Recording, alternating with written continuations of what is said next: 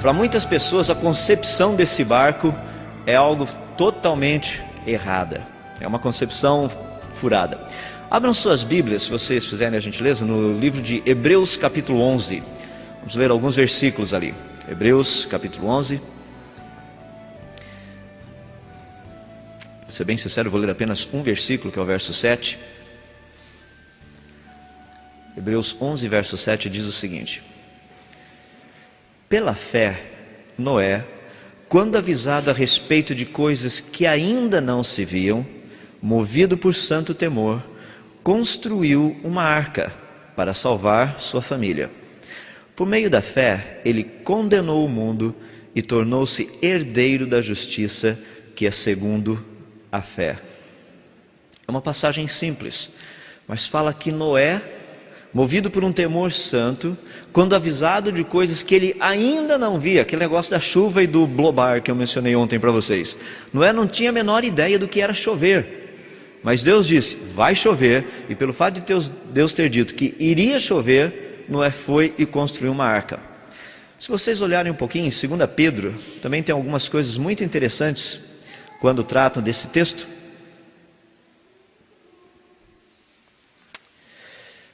Só para vocês poderem ter uma ideia, o texto todo é de 2 Pedro, desculpe-me, capítulo 3. Abram suas Bíblias ali.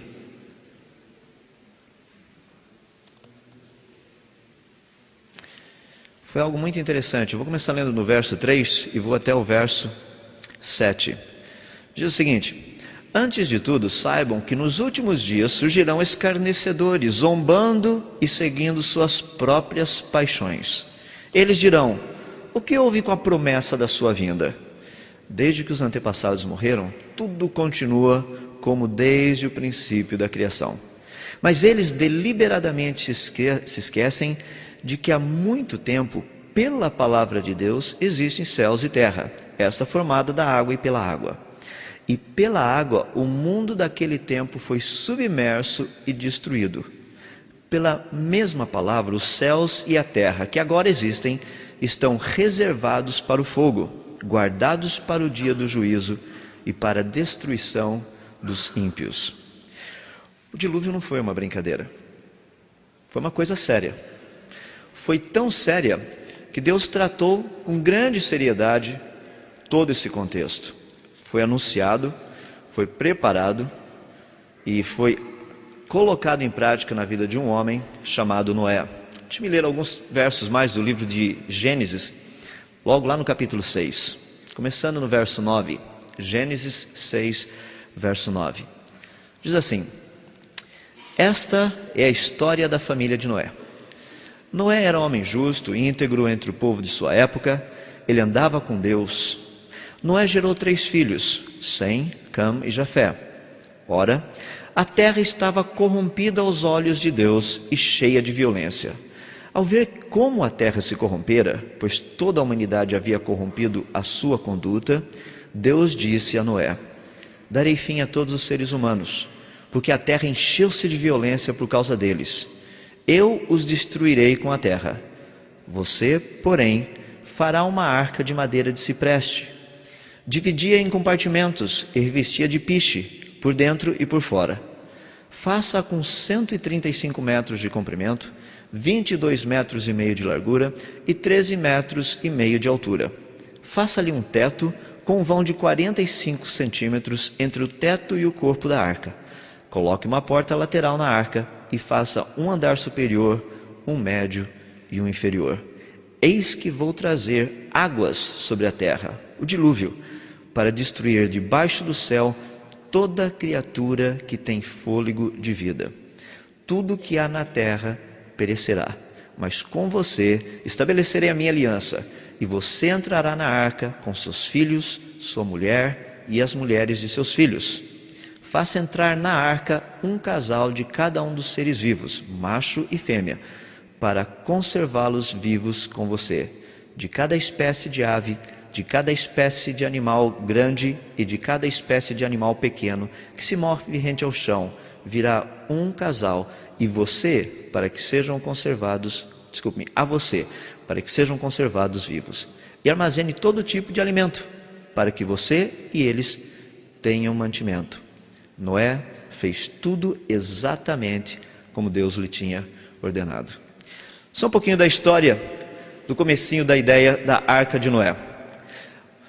A história que nós vamos ver um pouquinho, observando a questão da própria arca, tem muito a ver no que diz respeito também a uma vida de vitória. É uma vida de execução, de planejamento, de projetos. Eu fico impressionado porque Deus pede a Noé para fazer algo muito interessante e grande. A gente vai ver o quão grande era o negócio. Primeiro, deixa eu falar um pouquinho a respeito das pesquisas. Muita gente pergunta, e aí, a respeito da Arca de Noé, acharam a arca ou não? Onde é que ela está? Dá para pesquisar? O pessoal sabe o que tem? Todo esse tipo de coisa. Deixa-me dar algumas ideias básicas do que nós conhecemos até o presente momento. As montanhas do Ararat, principalmente a montanha principal que tem sido alvo de estudo, é uma montanha que fica nessa região que vocês estão vendo, no Oriente Médio. Mais precisamente naquilo que nós chamamos de região do Ararat. É chamado também de Reino Urartu, ou Ararat, como era conhecido antigamente. Urartu era o nome que era conhecido antigamente. Hoje, na geografia atual, a montanha do Ararat fica numa posição privilegiada. Por quê? Tem 4 países que dizem ser o dono dela. Você pode perceber quão amigo eles são, né? Uns são os turcos, outros os iraquianos, o pessoal da Armênia e o pessoal do Azerbaijão. Então todo o pessoal assim muito amiguinho, eles gostam de explodir uns aos outros. Sabe aquele ditado que Deus nos manda que amassássemos uns aos outros? Praticamente essa é a dinâmica do pessoal. Ou seja, é uma região muito difícil de você conseguir acesso para pesquisa, politicamente falando. É um problema sério. Não é uma questão de chegar e falar assim, que legal, vou para lá pesquisar a arca. Tudo bem, você chega lá na montanha, o pessoal da Turquia fala, olha, espera aí, nós somos os donos da montanha. Você tem autorização? Falo, não, o pessoal lá do Iraque me deu autorização, mas eles não são o dono da montanha. Nós somos os donos da montanha. Então se você consegue autorização, você tem que conseguir autorização dos 4 ao mesmo tempo. É mais ou menos como falar com Bin Laden e companhia limitada, falando, ó, me dá uma autorizaçãozinha, coisa desse jeito. É difícil. Então o problema político é um deles. Não somente a questão do problema político, como o problema físico, ou seja, a própria montanha, o Ararat é um problema sério.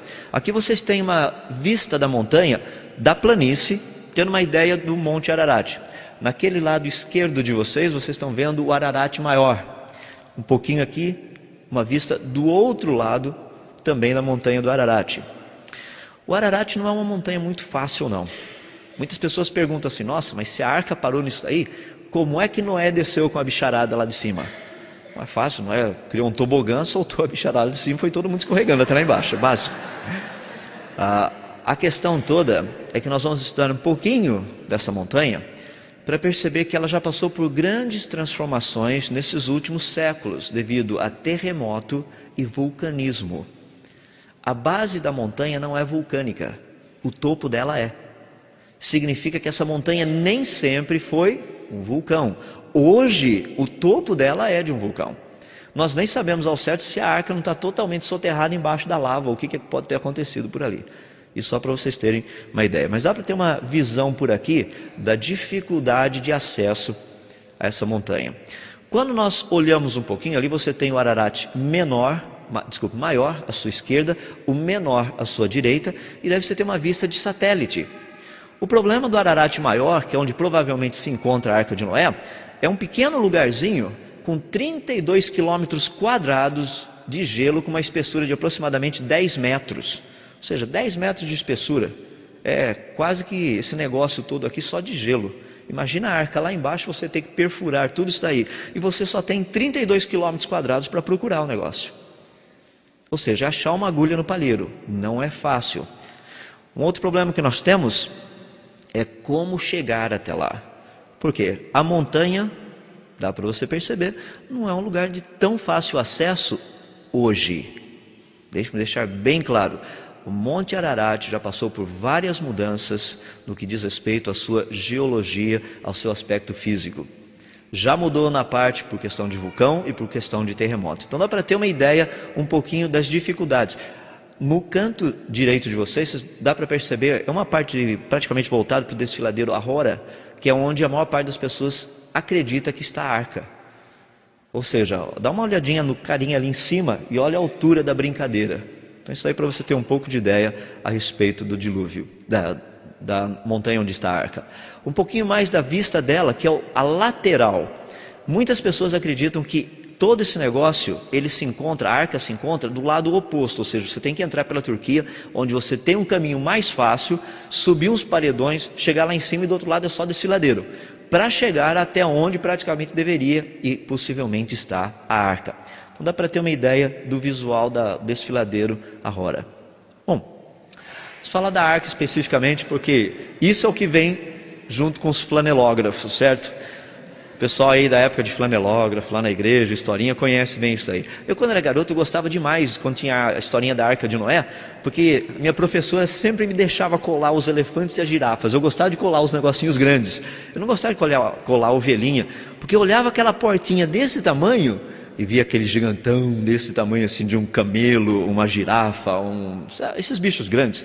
Sabe que nunca me deram, assim, no flanelógrafo, nem um desenho de por exemplo, um dinossauro. Só para você ver como as nossas igrejas são evolucionistas. Eles colocam os dinossauros na Idade da Pedra, assim, quer dizer, antes da Idade da Pedra, não tinha nenhum dinossauro na arca. Mas o que para mim era impressionante é que essa ideia da arca é o que predomina a maior parte das pessoas até o dia de hoje. Ou seja, um barco. Dá para perceber aqui no desenho que tem um macaquinho lá em cima que é o único inteligente da turma, né? Ele está morrendo de dar risada vendo Noé tentando pegar o pica-pau, porque vamos ser bem sinceros, pica-pau na arca seria um problema. Imagina os buracos, sem contar cupim, né? Cupim seria outro problema sério também na arca. Mas, deixando de lado essa ideia, vamos pensar um pouquinho a respeito da arca. Duas pessoas que são tidas como testemunhas oculares da arca de Noé, são os dois principais, a lista se estende a praticamente 7, mas esses são os dois principais. Um deles é esse senhor que vocês estão vendo do lado esquerdo de vocês, chamado George Hagopian. George Hagopian, ele foi um turco, nasceu ali na Turquia, foi criador e pastor de ovelhas a maior parte da sua vida, quer dizer, durante a sua infância, desculpe-me. E quando ele tinha, na fase de mais ou menos do ano de 1902 e 1904, devido a uma série de anos em que o verão foi extremamente quente, um grande derretimento de gelo, foi possível tanto a ele quanto ao tio dele subirem até onde estava a Arca de Noé. E ele diz ter visitado a arca, ter visto a arca. O desenho que vocês estão vendo aqui do lado é um desenho feito pela equipe do Dr. Alfred Lee, aquele senhor ali do lado direito na foto, que é um dos maiores pesquisadores da Arca de Noé que nós temos, mostrando o que foi que George Hagopian havia visto. O que é fascinante nisso é que alguns anos depois, um outro senhor, chamado Ed Davis, durante os anos da Segunda Guerra Mundial, o batalhão dele ficou na Turquia, no Irã, desculpe-me, no ano de 1943, ele diz ter também tido a oportunidade de subir até onde estava a Arca de Noé. E ele deu uma descrição do que ele viu. E a descrição dele é essa que vocês estão vendo na parte lateral. Ou seja, desculpe-me, um barco com 2 pedaços. A arca rachada, quebrada no meio. Nós sabemos que durante a década de 20 e a década de 30, vários grandes terremotos sacudiram a montanha do Ararat. É possível que num desses tenha partido a arca no meio. O que é fascinante é a descrição que esses 2 homens deram, até mesmo dos detalhes internos da arca. O que é fascinante é que esses 2 nunca se encontraram, nunca falaram um com o outro. E a quantidade, o nível de detalhes foi muito grande. Portanto, baseado na descrição dele, e outros também, que praticamente a descrição é a mesma, mas esses são os mais confiáveis, a arca seria algo praticamente como vocês estão vendo ali. Um caixote. Você fala, mas isso daí não se parece com um navio. É óbvio. Noé não tinha nenhum interesse em levar a bicharada para um passeio no Caribe, não era Grand Tour pelo Caribe, Noé e seu zoológico flutuante, então vamos visitar o pessoal aí pelo mundo afora, não era isso. Ele queria flutuar, só, única e exclusivamente. A arca tem uma dimensão muito interessante, como eu já mencionei para vocês, eu estou usando a NVI, e a NVI já traduz essa versão, as dimensões que nós temos. Originalmente, o que Deus propôs para Noé é que a arca teria 300 côvados de comprimento, 50 côvados de largura, 30 côvados de altura. Essa seria o tamanho da arca. Quando nós fazemos um estudo dos côvados antigos, aí você tem algumas ideias. Por exemplo, os babilônicos tinham um côvado de aproximadamente 50 centímetros. O côvado egípcio tinha o maior e o menor. O maior era quase 53 centímetros, o menor 45 centímetros. Tinha também o côvado hebreu. Maior, quase 52 centímetros, menor praticamente 45 centímetros. Baseado nessas dimensões aqui, nós calculamos a dimensão básica da arca, que seria algo assim. Eu estou tomando o menor côvado. Seria aproximadamente 133 metros e meio de comprimento, um pouquinho mais de 22 metros de largura e um pouco mais de 13 metros de altura. E o barco seria algo como aquilo que vocês estão vendo. O alvo era flutuar, só isso. O que é fascinante, quando nós pegamos o tamanho da arca, vejam só, a arca tinha um volume de aproximadamente 41 mil metros cúbicos, peso bruto 14 mil toneladas, deslocamento 20 mil toneladas. Veja a proporção do ser humano com a arca, e a escala é real. Só para a gente ter uma ideia da arca como um todo. A gente tem uma ideia muito diferente da arca de Noé, né? Parece que é um negocinho pequenininho lá, assim, um barquinho, que colocaram a bicharada dentro. Mas como é que vai se colocar toda essa bicharada lá dentro? Isso seria mais ou menos uma representação da arca de Noé. Tamanho do negócio. O que é fascinante para a gente, agora eu gostaria de fazer algumas aplicações práticas. Nós estamos tratando muito de vida de vitória. Imagina Deus chegando para Noé e falando: Noé, eu vou mandar um dilúvio, portanto você vai construir uma arca. Noé devia ter falado consigo mesmo assim: já vi que eu vou ter que ir para a universidade, porque eu sou fazendeiro, meu negócio é arar terra, esse tipo de coisa. Noé entra na internet, começa a procurar cursos universitários, construção de arca, vai procurando, aí ele arca 101, legal, esse é o curso que eu preciso, vou fazer um curso de como construir arca. Daí ele entrou na parte de cálculos estruturais, daí ele teve que fazer equações diferenciais também, todo esse negócio foi fazendo parte Não é interessante que muitas vezes a maior parte das pessoas tem uma tendência de falar assim: Noé foi construir a arca. É?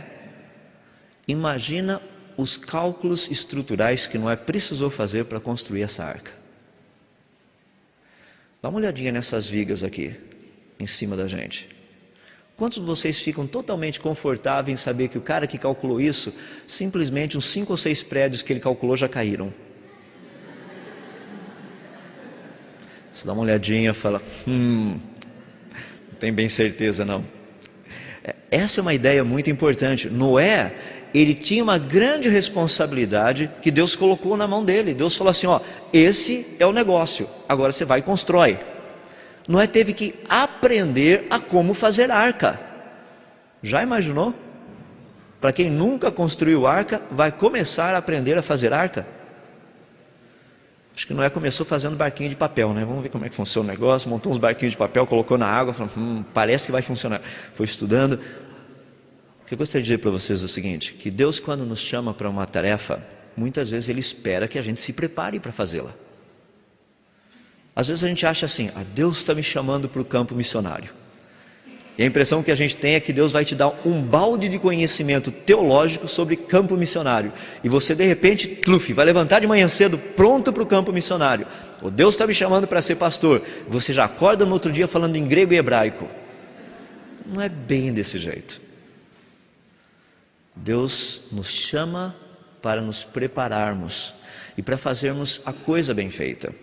O que eu fico impressionado, pensem comigo só por um instantinho. Já pensou Noé com a sua arca toda montada e construída, começa o dilúvio, de repente um dos filhos de Noé fala: pai, o senhor lembra daquilo? Noé fala: esqueci, rapaz.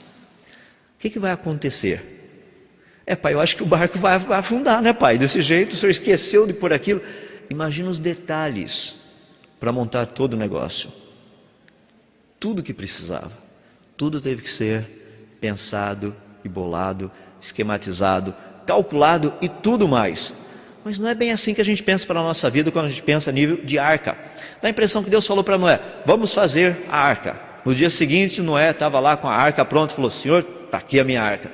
Mas foram anos de trabalho. Eu creio que ele teve que fazer coisas, ele cortou, serrou, pregou, colocou. De repente falou: não vai funcionar desse jeito.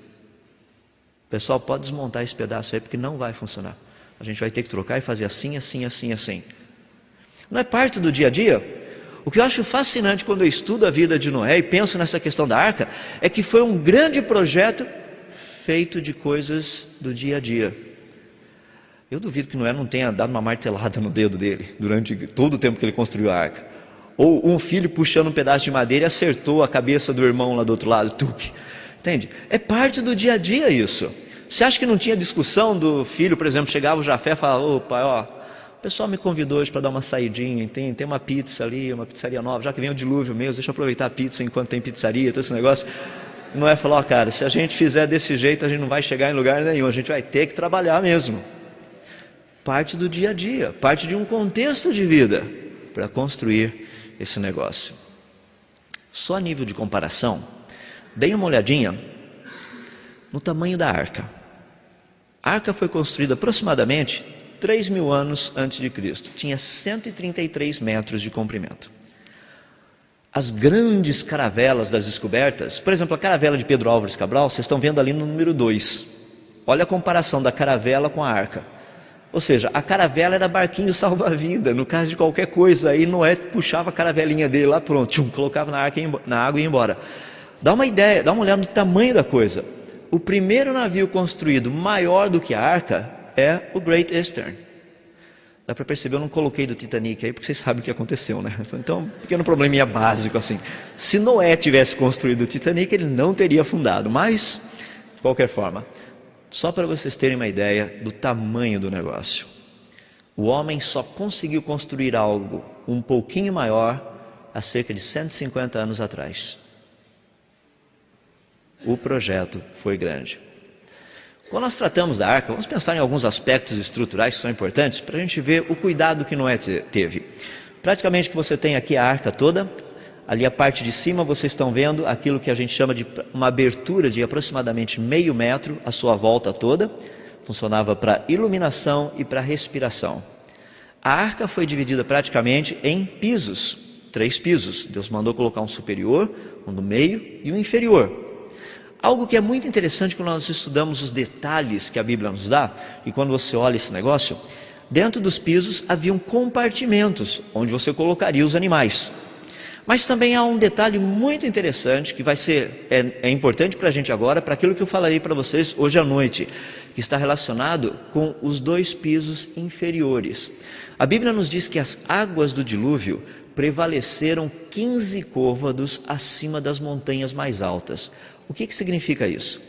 Imagina aqui sendo o fundo, o topo das montanhas. A arca e a água estava aqui em cima. O tanto de água que tinha e a arca dentro da água, ou seja, você tem 15 côvados da arca dentro da água.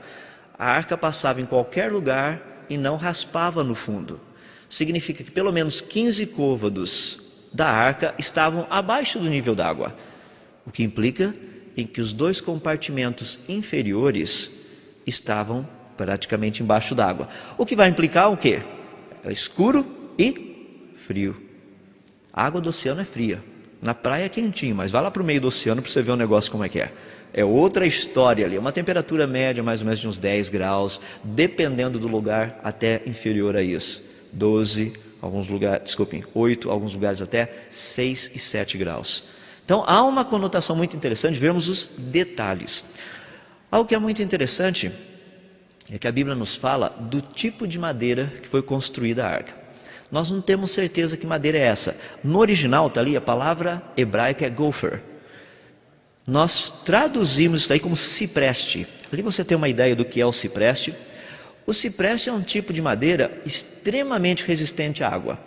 Para vocês terem uma ideia, nos idos de 1800, 1900, todo esse negócio aí do século passado e retrasado, principalmente nos Estados Unidos e Europa, com aquelas locomotivas a vapor, todo esse negócio, o pessoal eles construíam muitas caixas d'água usando cipreste.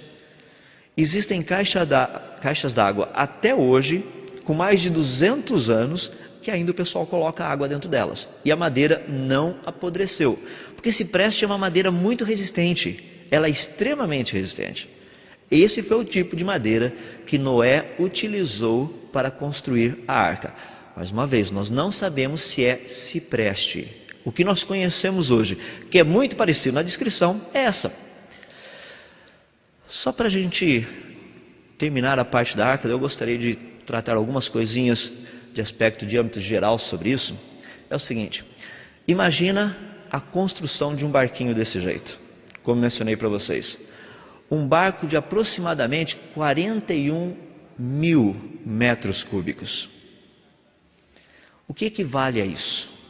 Se você pegar um barco com esse tamanho, o volume interno desse negócio seria equivalente a você ter um prédio de 67 andares com apartamentos de 200 metros quadrados.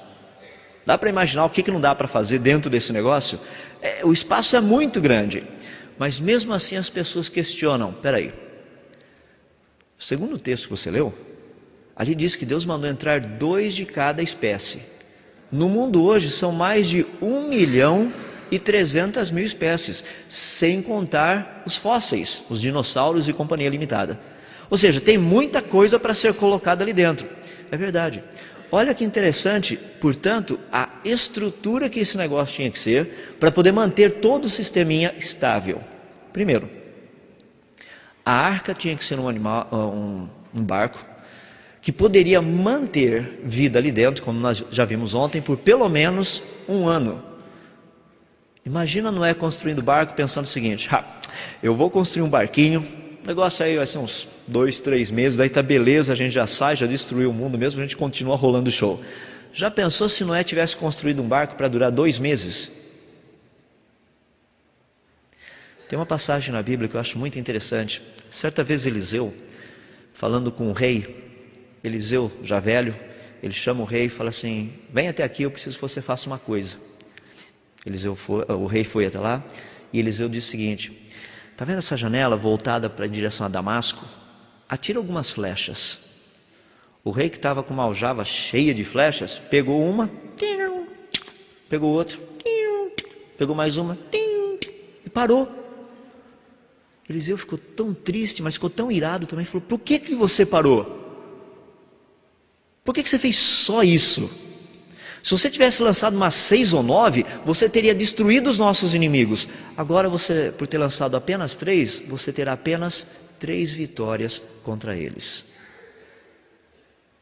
Imagina se Noé tivesse feito o trabalho pela lei do mínimo esforço e do menor tempo necessário. Noé era um homem sábio, ele não sabia quanto tempo a coisa ia durar. Deus não disse a ele quanto tempo iria durar. Ele fez o máximo que deu para fazer dentro daquele negócio. Em vez de pegar a roupa dele e só amontoar tudo, ele foi lá, enrolou, porque cabe mais quando você enrola, tudo dobradinho ali para pôr mais roupa. Negócio de comida, compactou, deixou secar, fez tudo assim, tipo dry, aquele negócio seco, né? Ou seja, uva passa, coisa assim. Foi empacotando e arrumando a coisa. Fez as últimas compras lá no supermercado para deixar, ter certeza que está tudo direitinho, tudo arrumadinho. Ele era um homem que planejava e planejava muito bem.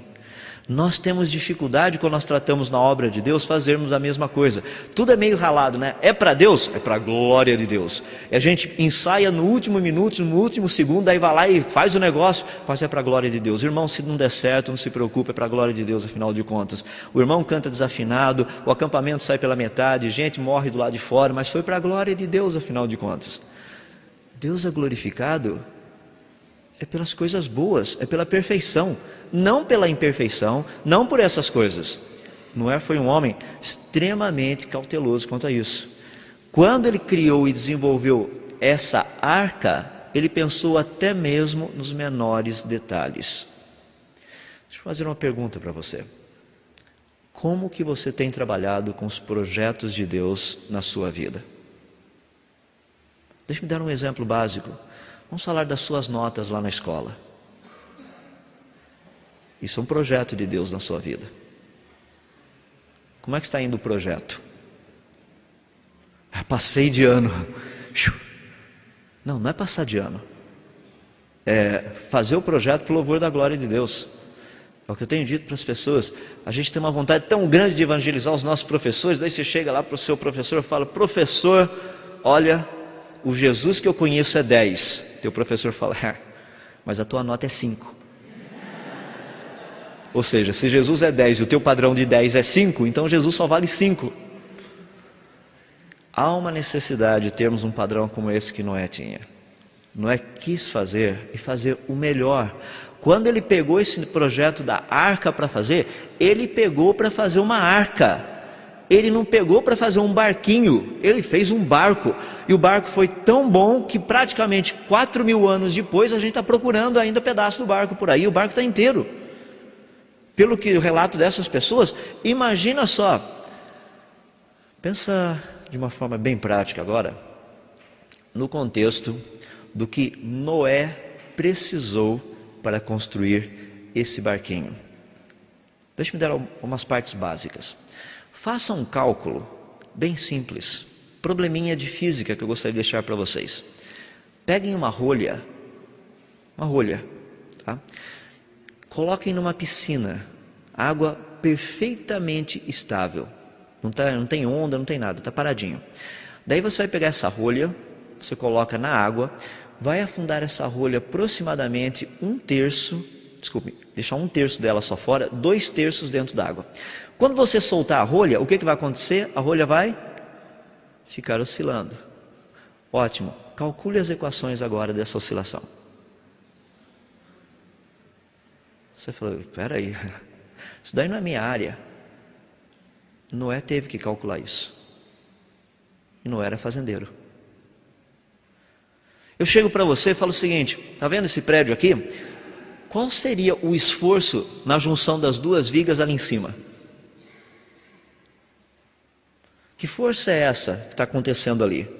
Faça um cálculo de todo o sistema de momento torsor, de compressão das colunas. Você fala, mas isso aí não é minha área. Noé teve que fazer esses cálculos. O peso da madeira, já pensou? Noé começa a colocar madeira, a arca começa a empenar. Já pensou que legal? A arca, Noé dá uma olhadinha, a arca está toda meio assim, ó. Igual algumas paredes de casas que a gente vê por aí, né? Você dá uma olhadinha assim na parede e a parede parece assim parece que foi uma cobra que fez. Porque o cara era fera, mas era uma cobra o cara que fez assim a parede, ficou tudo torto. Noé precisou cuidar desses detalhes, escolher madeira, ter padrão de qualidade. Não, essa madeira aqui não está boa, não. Aquela ali está legal. Essa pode pôr. Senão ele não iria conseguir construir uma arca que durasse todo o tempo que durou. Noé precisou trabalhar com as coisas do dia a dia, aprender. Eu creio que Noé e os seus 3 filhos, dado o tamanho da arca e um cálculo que eu fiz com o pessoal que faz construção por aí, trabalho com madeira e tudo mais, usando a tecnologia de hoje, para construir um negócio desse tamanho, 4 pessoas, eles demorariam pelo menos de 450 a 500 anos, com a tecnologia de hoje, tá? Você sabe que o Brasil, quando completou 500 anos, nós construímos uma caravela. Eu recebo e-mail de português, amigos meus até hoje, falando assim, se vocês precisarem de uma ajudinha para construir caravela, os portugueses sabem como fazê-lo. Eu fico assim pensando, puxa vida, a gente podia ter passado sem essa, né? Agora, o melhor da nossa engenharia fez uma caravela que não funciona. Noé teve um barco daquele tamanho para construir. Nós cremos que Noé também se utilizou de mão de obra especializada. Por que não? Contratar gente para trabalhar lá. Mas para você contratar gente, você precisa ter dinheiro para pagar o pessoal de volta. Noé tinha que ser um homem extremamente disciplinado em termos de finanças, em termos de organização, de estrutura, como fazer todo esse negócio e montar a coisa. Eu estou vendo que a chuva não está querendo ir embora não, né? Então eu vou continuar falando mais do dilúvio, já que não vai parar mesmo. Então só para você ter uma ideia, há uma necessidade de entendermos que o projeto de Noé, que Deus trouxe para a vida dele, foi um projeto muito grande. Um projeto que envolvia ele colocar toda a sua capacidade mental, intelectual, sua vontade, suas emoções em cima daquele negócio. E sabe o que é pior? Para se preparar para algo que ele ainda não conhecia. O que Deus pede para a gente, coisas que a gente conhece. Deus fala, olha, eu quero isso da sua vida. Normalmente tem outras pessoas que já fazem aquilo. Então você está consciente do que Deus está pedindo. Fala, que legal, então dá para avaliar e tudo mais.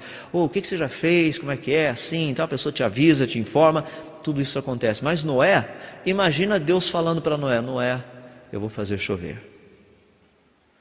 Hoje a gente sabe que é chuva. Noé não sabia. Esse foi um dos pontos mais importantes que eu vejo dessa vida de vitória desse homem chamado Noé, que pegou um projeto que Deus tinha dado para ele, abraçou esse projeto e disse: eu vou fazer o melhor que tem para fazer.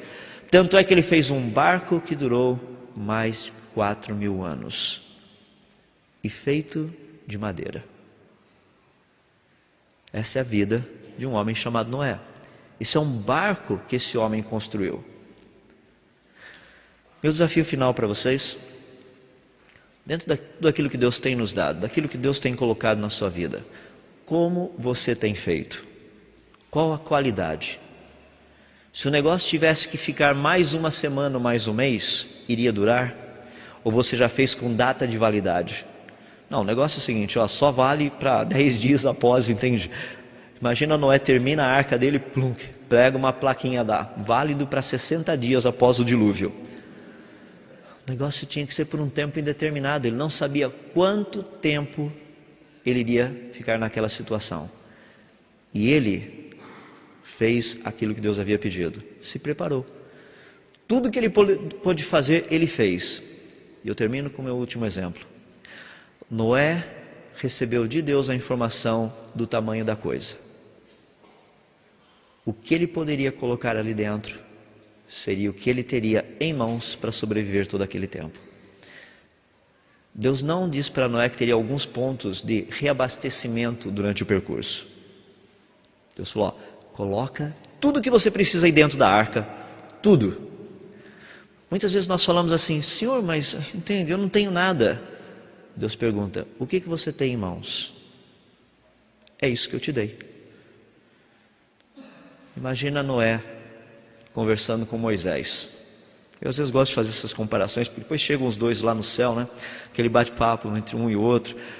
Noé deve chegar para Moisés e falar: rapaz, eu fiquei tão impressionado, você com aquela varinha lá me detonou o Egito, me conta essa história aí, como é que dá para vencer uma nação inteira com uma varinha daquele tamanho lá?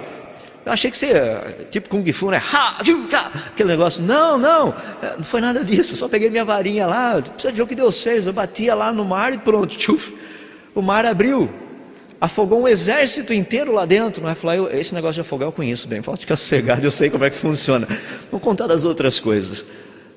E eu penso Moisés falando: mas Noé, cara, como é que você conseguiu fazer aquilo? Como é que você acreditou que Deus ia fazer? Eu pelo menos tinha um povo, eu sabia do povo lá, mas quando Deus falou para você que ia chover, não tinha nada de chuva na tua época, cara. Como é que era aquele negócio de... O que você fez, afinal de contas? Como é que você construiu aquele negócio daquele tamanho? Eu estava habituado lá com pirâmide, pedra, esses negócios assim, mas você construiu um barco. Se você olhar a vida desses homens e começar a pensar nas conversas deles, você perceber que todos eles tinham um padrão, foram homens de vitória. Eles usaram aquilo que Deus tinha colocado na mão deles, usaram de uma forma extremamente eficiente e fizeram o melhor daquilo que Deus tinha dado.